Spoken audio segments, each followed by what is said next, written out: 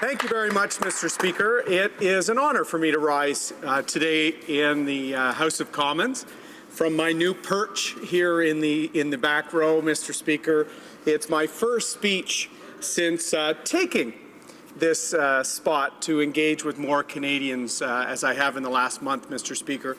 And as I said when I was first elected, sitting in the corner there, any seat in this chamber is a true honour to occupy, and I think all members on all sides agree with that. But I'm glad to be speaking again about CPP reform and specifically C26 because, Mr. Speaker, this is yet again an example of a government absolutely disconnected from the reality of the economy. Mr. Speaker, we have a jobs crisis in Canada right now, and this bill will lead to fewer jobs. And in fact, the Finance Department has confirmed that, Mr. Speaker. It's a job crisis of epic proportions, Mr. Speaker. And the Prime Minister and the Finance Minister have done nothing. In fact, they've made it more difficult for employers to hire people, and I'll spend a few moments talking about that. But where is the crisis most acute, Mr. Speaker? In Alberta. 200,000 Canadians, families, without the certainty and without the confidence that a job provides, Mr. Speaker. If that alone is not a crisis, I don't know what is. And I'm very proud of my colleagues from Alberta who've been raising this in the House daily, Mr. Speaker, for the last year, and we've yet to see a plan of any sort from this government. So the epicenter of our jobs crisis in Canada, Mr. Speaker, is in the West, which we have to remember kept Canada moving forward through the Great Recession, Mr. Speaker, of 2008-2009, when Canada led the G7 in economic growth and job creation after the worst recession since the 30s. We relied on our family members in Alberta and Saskatchewan, Mr. Speaker, and British Columbia and Manitoba. And now this government is turning a blind eye to that crisis. 9% unemployment in Calgary, Mr. Speaker. People were coming from around the world to work there because of the opportunity in the last generation, Mr. Speaker. No plan. 8% unemployment roughly in Edmonton, Mr. Speaker. And not even an acknowledgement in a serious way of that prolonged state of affairs. And let's look, Mr. Speaker, at whether this is just a global commodity cycle that I've heard members of this government sometimes suggest for their inaction, Mr. Speaker. The Parliamentary Budget Officer's recent report on the labour market, Mr. Speaker. Let's look at what the PBO has found on job creation in Canada, and I'll quote from page 1. Really, this summarizes the PBO's report. I quote, "The Canadian economy created 96,000 net jobs from Q3 2015 to Q3 2016, which is half the average annual gain of 192,000 over the previous 5 years. I'll stop there. That's when this party was in charge of the economy, Mr. Speaker. So they're not even batting at half our average, Mr. Speaker. I'll continue. Quote, "Job gains from Q3 to Q3 2015 to 2016 were entirely part-time and mostly in the private sector. Full-time and public sector employment contracted, Mr. Speaker," end quote.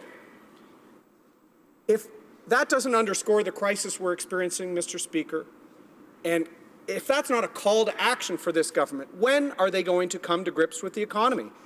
The $30 billion the Prime Minister has spent in deficit has created 0 jobs, Mr. Speaker, full-time, 0.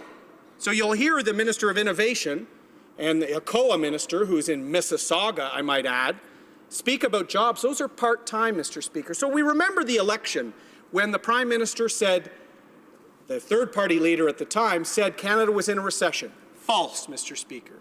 That was false then, and it was proven false afterwards. He said, "I'll spend no more than a $10 billion modest deficit."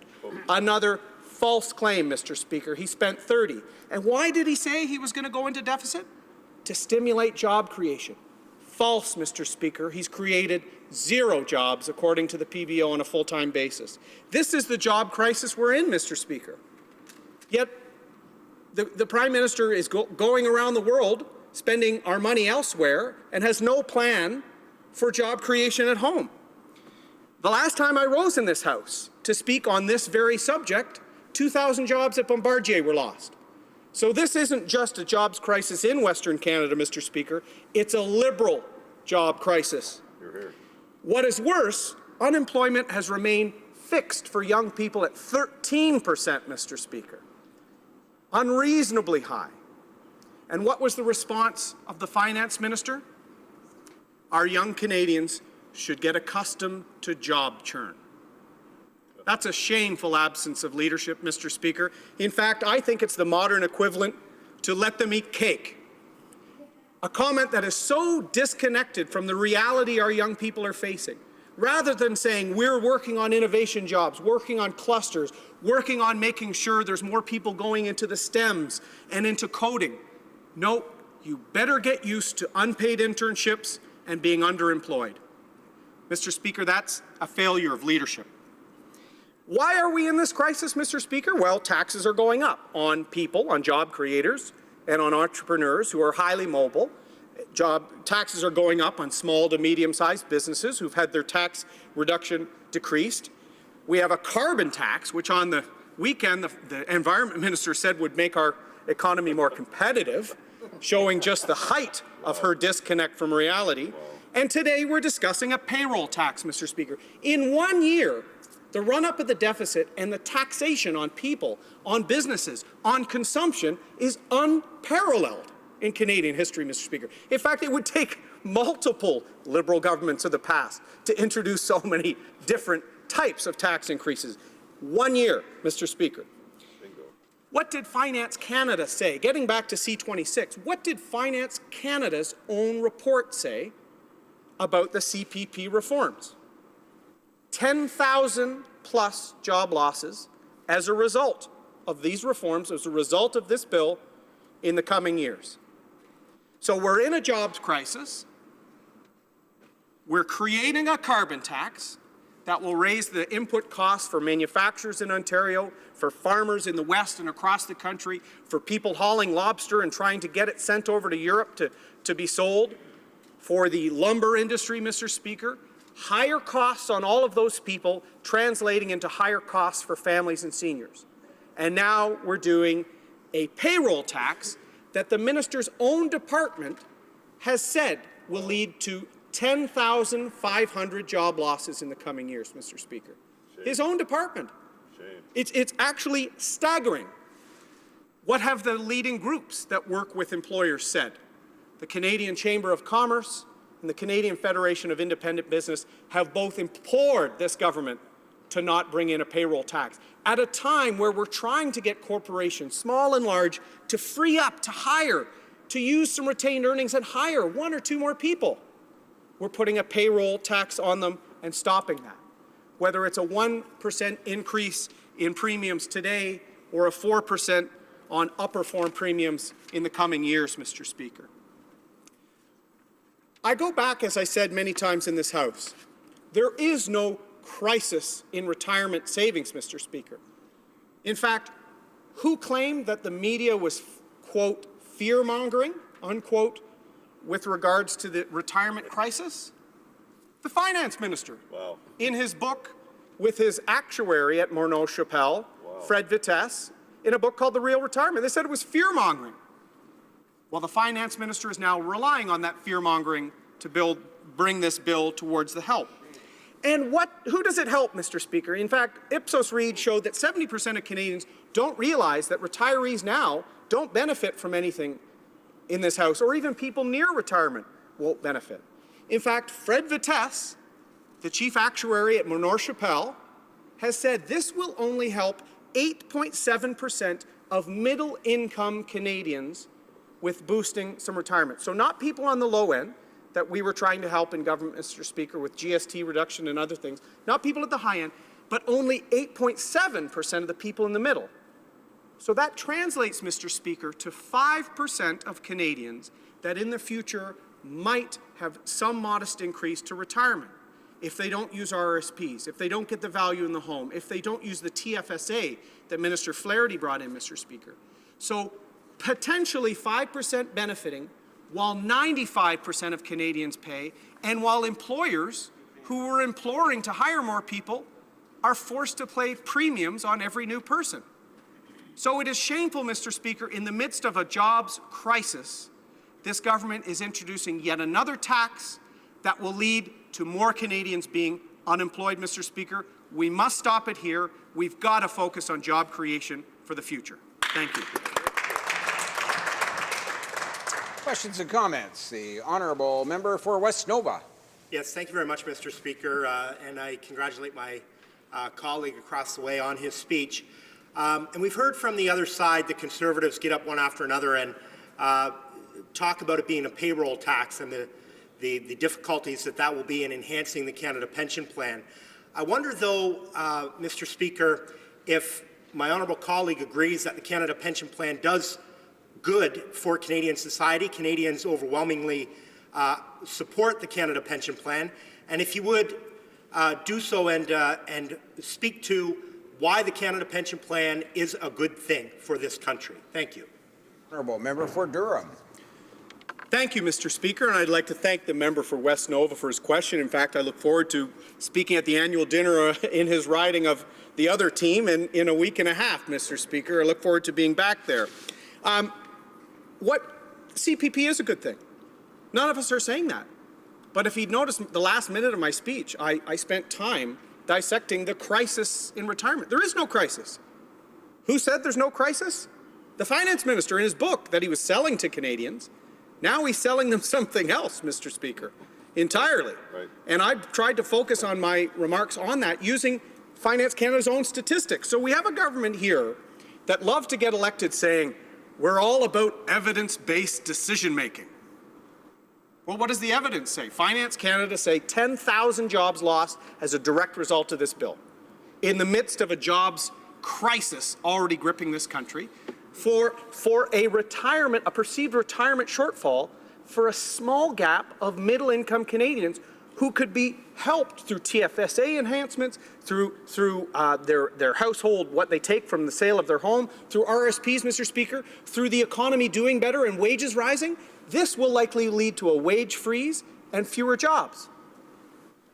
Questions and comments. The honourable member for Lambton, Kent, Middlesex. Hi, Colin from Durham. What a great speech. Actually, one of the ones that make a lot of sense. I'm just wondering because my understanding is that this is a cost not only to the employer, but to the employee, somewhere up around, could be $1,100, maybe $800 each. And so I'm just asking if he could help us understand those people that are paying into it, particularly those that are just getting out of university, starting their family, buying a home. When will they actually, how long before they'll actually get any benefit from it? The honourable member for Durham.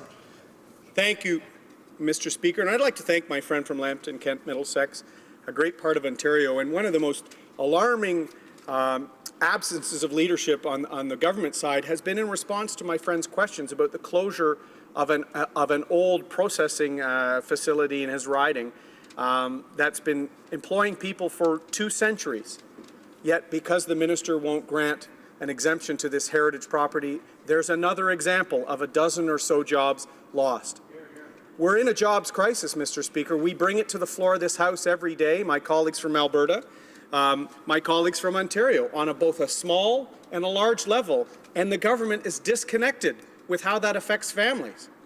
My friend is right, Mr. Speaker. The premiums paid are both by people and by businesses. The businesses, their major groups, have told us right now, in this slow economy, they won't hire people or they will freeze wages as a result of this premium.